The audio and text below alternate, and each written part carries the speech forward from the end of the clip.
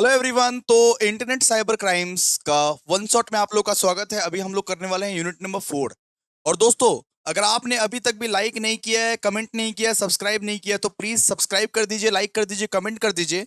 और दोस्त, अगर आप सबको ये जानना है कि कौन से नोट से मैं पढ़ा रहा हूं, तो ये संजीवनी बूटी है। संजीवनी बूटी, संजीवनी बूटी भैया टेलीग्राम पे ऑलरेडी दे दिया गया है। संजीवनी बूटी ये टेलीग्राम पे ऑलरेडी दे दिया गया। जिनको भी ये नोट्स चाहिए, संजीवनी बूटी चाहिए, बिकॉज इसके एक एक क्वेश्चन छपने वाले एग्जामिनेशन में। जिनको भी चाहिए, आप लोग काइंडली ज्वाइन करिए।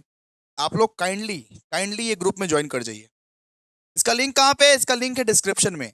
आप लोग को मिल जाएगा, सारा का सारा संजीवनी बूटी उसी में मिल जाएगा। ठीक है, चलिए स्टार्ट करते हैं। यूनिट नंबर 4 स्टार्ट करते हैं। तो यूनिट नंबर 4 का नाम है ethical and social issues in e commerce. Ethical and social issues in e commerce. सबसे पहले बात करते हैं कि हम लोग ई कॉमर्स क्या होता है। ई कॉमर्स मतलब होता है कि अगर आप कोई भी गुड्स एंड सर्विसेज को बाय कर रहे हो या सेल कर रहे हो थ्रू इंटरनेट, जैसे मान लीजिए आजकल आप अमेजन से मंगवा रहे हो, फ्लिपकार्ट से मंगवा रहे हो, कोई भी गुड्स एंड सर्विसेज को ऑनलाइन मंगवा रहे हो आप, या ऑनलाइन बाय कर रहे हो या ऑनलाइन सेल कर रहे हो, उसको बोलते हैं दोस्तों ई कॉमर्स। अगर कोई भी चीज अगर आप आजकल ऑनलाइन कर रहे हो, उसको क्या बोलते हैं? ई कॉमर्स बोलते हैं। जैसे कोई भी ट्रांजेक्शन्स अगर आप आजकल ऑनलाइन कर रहे हो, अमेजन से मंगवा रहे हो, फ्लिपकार्ट से मंगवा रहे हो, रिचार्ज करवा रहे हो, वेबसाइट से शॉपिंग कर रहे हो, उसको बोलते हैं अपने लोग ई कॉमर्स। ठीक है, तो e commerce refers to the buying and selling goods and services using the internet. It allows business and customer to conduct transactions online, including payment, orders and deliveries. Example क्या है? Shopping इन websites, फिर mobile apps etcetera. अब बात करेंगे कि ethical dilemma क्या होता है। एथिकल डायलेमा क्या होता है? एथिकल डायलेमास क्या है? तो ethical dilemma occur when a person or organization faces a situation where they must choose between two or more वो conflicting moral principle. It often involves deciding what is right or what is wrong. ethical dilemma मतलब जब आप confuse हो जाते हो, जब आपको clear नहीं है कि कौन सा चीज सही है, कौन सा चीज गलत है। एथिकल डायलेमा मतलब जब आप कंफ्यूज हो जाते हो, जब आपको क्लियर नहीं है कि कौन सा चीज सही है, कौन सा चीज गलत है, उसको अपने लोग क्या बोलते हैं? Ethical dilemma. जब आप कंफ्यूज होते हो कि क्या चीज सही है, क्या चीज गलत है, हमको पता ही नहीं है, हम बहुत कंफ्यूज हो रहे हैं कि क्या करे क्या ना करे, ये कैसी मुश्किल है, इसको क्या बोलते हैं? Ethical dilemma. जब आप कंफ्यूज हो जाते हो, जब आप एक ऐसा सिचुएशन में फंसते हो जहां पे आपके पास दो रास्ते हैं, कौन सा रास्ता जाऊं, आप बहुत कंफ्यूजन में हो, इसको अपने लोग क्या बोलते हैं? Ethical dilemma. कि क्या करे क्या ना करे, ये कैसी मुश्किल है। ठीक है, चलो अब देखो। अब बोला है discuss the basic ethical concept. अपने लोग को रिस्पॉन्सिबिलिटी, अकाउंटेबिलिटी, लाइबिलिटी एंड ये ड्यू प्रोसेस को डिस्कस करना है। ठीक है, ये सब सारे एथिकल कॉन्सेप्ट्स को अपने लोग को डिस्कस करना है। Responsibility, accountability, liability and due process. Responsibility क्या होता है? कि एक काम मैंने किसी को अगर दिया है, तो वो उसकी रिस्पॉन्सिबिलिटी है कि वो उसको सही मैनर में करे, करेक्ट मैनर में करे। तो द रिस्पॉन्सिबिलिटी किसको बोलते हैं? So the duty is to perform task and make decision in a morally correct way. Individuals and organizations must ensure that their actions do not harm others. इसको अपने लोग क्या बोलते हैं? रिस्पॉन्सिबिलिटी। रिस्पॉन्सिबिलिटीज मतलब मैंने जो काम दिया हो तेरे को, वो काम अच्छे से कर, वो काम अच्छे से कर, ये मेरा रिस्पॉन्सिबिलिटी है। वो काम अच्छे से कर, ये तेरा रिस्पॉन्सिबिलिटी है। मैंने अगर किसी पे भरोसा किया है, मैंने आप लोगों को अगर बोला है कि सही से काम करो, तो आप, ये आपका रिस्पॉन्सिबिलिटी, आप करके दोगे। मैंने आपको अगर वादा किया है कि मैं ई बिजनेस का वन शॉट लूंगा, तो ये मेरा रिस्पॉन्सिबिलिटी है कि मैं वो काम सही मैनर में करूंगा, सही तरीके से करूंगा, सही तरीके से करूंगा। फिर होता है अकाउंटेबिलिटी। अकाउंटेबिलिटी का मतलब होता है being answerable for one's actions और डिसीजन। कि काम कर तो दिया, लेकिन आंसर देने की क्षमता भी रखो भाई। आंसर देने की मतलब कि आंसर कौन देगा, आंसरेबल कौन होगा, इसका जिम्मेदार कौन होगा? मैं मान लीजिए फालतू तरीके से पढ़ा हूं, इसका जिम्मेदार कौन होगा? मैं मान लीजिए मैं तो आप लोग को पढ़ा दिया, लेकिन आप एग्जाम में नहीं लिख के आए, आप नालायक हो, तो इसका जिम्मेदारी कौन होगा? आप ना। इसको आंसरेबल कौन देगा? आप। अकाउंटेबल कौन होगा? आप। अगर मैंने बहुत बढ़िया तरीके से पढ़ा दिया लेकिन आप एग्जाम में नहीं लिख पाए तो इसका जिम्मेदारी कौन लेगा? आप ना। इसको बोलते हैं अकाउंटेबिलिटी। अकाउंटेबिलिटी, ठीक है। फिर लायबिलिटी। लायबिलिटी मतलब कर्जा, सीधा सा बात है, कर्जा। So the liability is the legal obligation to compensate for damages or losses caused by one actions. कि मेरे वजह से तेरा नुकसान हुआ है, मेरे वजह से तेरा नुकसान हुआ है तो मैं भर दूंगा, ये मेरा लायबिलिटी है। कि अगर मेरे वजह से किसी का नुकसान हुआ है तो उसका पैसा मेरे को देना पड़ेगा, उसको कंपेंसेट मेरे को करना पड़ेगा। इसको इसको अपने लोग क्या बोलते हैं? इसको बोलते हैं लायबिलिटी। लायबिलिटी किसको बोलते हैं? कि मेरे वजह से, मेरे हार्मफुल एक्शंस की वजह से तेरा नुकसान हुआ है तो मैं पैसा दे दूंगा, ठीक है। फिर होता है due process. A legal principle that guarantees fair treatment through established procedure. It ensures that decisions and actions comply with the laws and regulations. ठीक है। इसका मतलब होता है कि जो जो जो एक्शंस, जो डिसीजंस लॉज एंड रेगुलेशंस को फॉलो करके बनता है उसको अपने लोग क्या बोलते हैं? ड्यू प्रोसेस, ठीक है।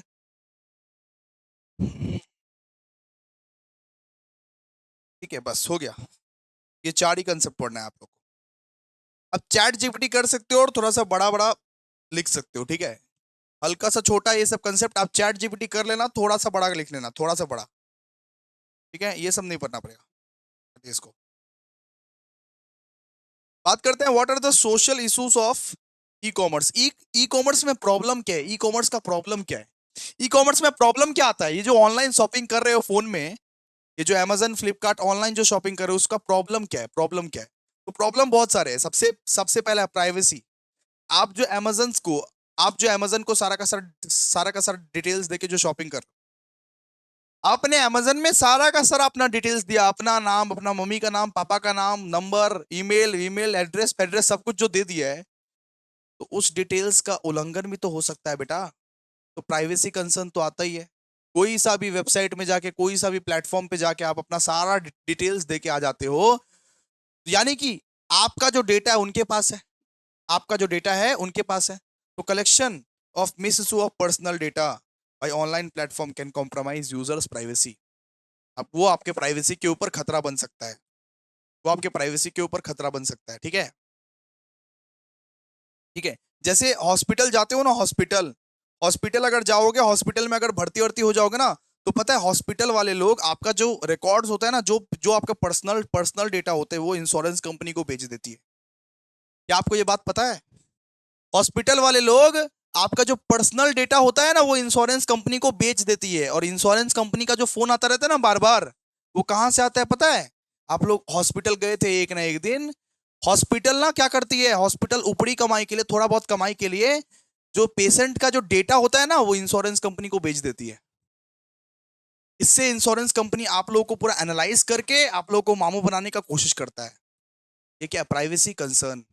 मतलब कोई भी आपके डेटा को मिस इशू कर सकता है, कोई भी आपके डेटा को, कोई भी तुम्हारे डेटा को मिस इशू कर सकता है, ठीक है। फिर दूसरा इशू, ई कॉमर्स का दूसरा इशू सिक्योरिटी इशू आता है भैया। बहुत जन के साथ फ्रॉड व्रॉड भी हो जाता है, हैकिंग भी हो जाता है, आइडेंटिटी थेफ्ट भी हो जाता है। फिर होता है कि digital divide, unequal access to the internet and technology create social inequality, ठीक है। मतलब आप अगर इंटरनेट एंड टेक्नोलॉजी का सही तरीके से अगर यूज नहीं कर रहे हो तो वो क्या है? सोशल इनइक्वालिटीज बच जाता है। फिर जॉब, वो डिस्प्लेसमेंट। तो ऑनलाइन की वजह से देखो कितने सारे ऑफलाइन मार्केट खराब हो चुके हैं।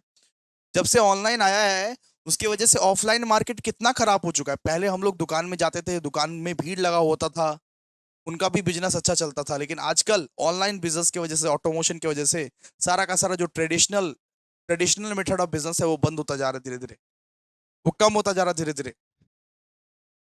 फिर बात करते हैं कंज्यूमर प्रोटेक्शन। Consumer protection.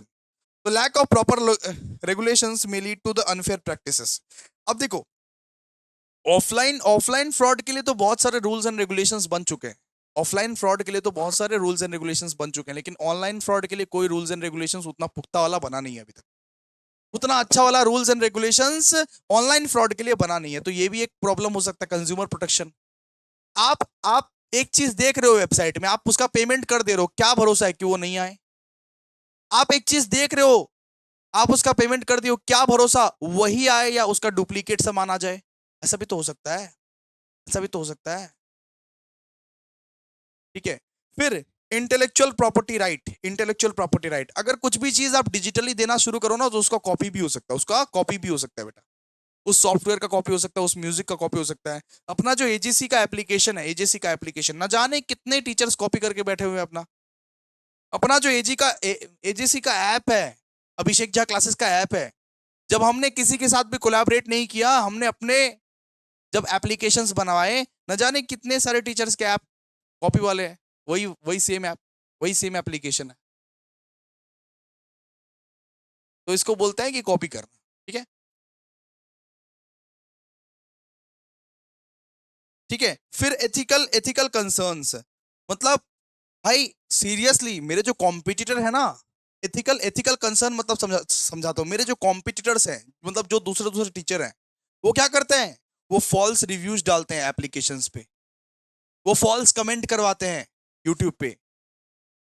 ठीक है, इससे इससे इससे इससे क्या होता है, इससे आप लोग वो कमेंट्स देखते हो, आप लोग वो कमेंट्स देखते हो, बोलते हो हाँ अभिषेक भैया ऐसा करते हैं। बहुत सारे जो कंपिटिटर्स हैं जो हमसे जलते हैं नॉर्मली, वो फॉल्स रिव्यूज रिव्यूज डलवाते हैं, हर जगह फॉल्स रिव्यूज वो डलवाएंगे उनके पेज, मतलब उनके ये पेड स्टूडेंट से स्पैमिंग करेंगे, फिशिंग करेंगे। ठीक है, तो ये सब जो है, ये सब क्या, social issues of e commerce, social issues of e commerce क्या क्या है कि privacy concern, security issue, digital divide, job displacement, फिर consumer protection, intellectual property right, ethical concern, तो पढ़ लेना। फिर बोला है कि what are the ethical principle of e commerce, e commerce का एथिकल प्रिंसिपल्स क्या क्या है, ई कॉमर्स का एथिकल प्रिंसिपल्स क्या क्या है। तो सबसे पहला एथिकल प्रिंसिपल है दोस्तों ऑनेस्टी, कि अगर आप ई कॉमर्स कर रहे हो, अगर आप ऑनलाइन ही सामान बेच रहे हो तो एक्यूरेट इंफॉर्मेशन प्रोवाइड करो, कस्टमर को सही सही इंफॉर्मेशन प्रोवाइड कर कि कौन सा सामान बेच रहा है, कौन से प्राइसेस पे बेच रहा है, कौन सा सर्विसेज बेच रहा है। फिर ट्रांसपेरेंसी, अपना जो टर्म्स है, अपना जो पॉलिसीज, अपना जो प्रोसीड्योर्स है उसको सही सही बता। ट्रांसपेरेंसी का मतलब अपना जो टर्म्स है, पॉलिसीज है, प्रोसीड्योर्स है उसको सही सही बता। फिर फिर privacy protection, respecting and protecting, मतलब Amazon या फ्लिपकार्ट का ये रिस्पॉन्सिबिलिटी बनता है कि कस्टमर का जो डेटा होता है उसको प्रोटेक्ट करके वो रखे, उसको प्रोटेक्ट करके रखे। एक ई एक ई कॉमर्स कंपनी का ये फर्ज बनता है, एक ई कॉमर्स कंपनी का जैसे Amazon फ्लिपकार्ट का ये फर्ज बनता है कि फ्रॉड ना करे, हैकिंग ना करे, मिस इशू ऑफ इंफॉर्मेशन ना करे, इंफॉर्मेशन का मिस इशू ना करे, वो डेटा के साथ फ्रॉड ना करे, हैकिंग ना करे, मिस इशू ना करे।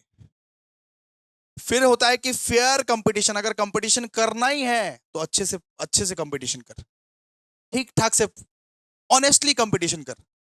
ये नहीं कि डेटा चोरी करके फ्रॉड कर रहा है, नहीं। अगर आपको अपने कॉम्पिटिटर के साथ कंपटीशन करना ही है तो अच्छे से कंपटीशन कीजिए, किसी के यूट्यूब में नेगेटिव कमेंट्स मत डालिए अपने पेड स्टूडेंट से, इसको बोलते हैं फेयर कंपटीशन। ठीक है, फिर responsibility, so business should be responsible for their actions and the impact of the customer and society. Business जो है वो रिस्पॉन्सिबल है, वो जो रिस्पॉन्सिबिलिटी निभाइए थोड़ा सा। अमेजन को बोल रहे हैं, अमेजन फ्लिपकार्ट को, ये बात अमेजन को बोला कि रिस्पॉन्सिबिलिटी निभाइए थोड़ा सा, रिस्पॉन्सिबल तरीके से कस्टमर के डेटा को यूज कीजिए। अकाउंटेबिलिटी, अगर कुछ गलतियां हो गई है तो आप उसका आंसर दीजिए, वो गलती क्यों हुई। ये सब सारा ई कॉमर्स कंपनी के लिए बोला गया है, ज्ञान दिया गया है। मतलब एक ई कॉमर्स कंपनी को कैसे कैसे करके रहना पड़ता है। अकाउंटेबिलिटी, अकाउंटेबिलिटी मतलब अगर कुछ गलती आपसे हो गई है तो उसको एक्सेप्ट कीजिए, उसको एक्सेप्ट कीजिए, उसको आप एक्सेप्ट कीजिए। Accepting consequences for errors, breaches, unethical practices. फिर बोला गया है कि कंप्लायंस विद द लॉस, कि हमेशा कानून को फॉलो कीजिए, लॉज रूल्स एंड रेगुलेशंस को फॉलो कीजिए। ऑनलाइन ट्रेडिंग कर रहे हो कोई दिक्कत नहीं है, ऑनलाइन ऑनलाइन बिजनेस कर रहे हो कोई दिक्कत नहीं है, लेकिन आप लॉ को फॉलो कीजिए। ठीक है, and respect for intellectual property, मतलब किसी का कॉपीराइट, किसी का ट्रेडमार्क, किसी का पेटेंट में आप टांग मत अड़ाइए, किसी का एप्लीकेशन को चोरी मत कीजिए। बात खत्म। ठीक है, हो गया ना। हो गया ना, बस बात खत्म। यूनिट नंबर 4 खत्म। तो अगर यूनिट नंबर 5 भी चाहिए तुम लोगों को, कमेंट तो बनता है भाई, कमेंट तो बनता है, कमेंट कर देना एक बार। यूनिट नंबर 5 6 सब करवा देंगे आज। यूनिट नंबर 2 छोड़ के सब सब सब करवा देंगे आज। यूनिट नंबर 2 कल। ठीक है, थैंक यू, एक कमेंट कर देना।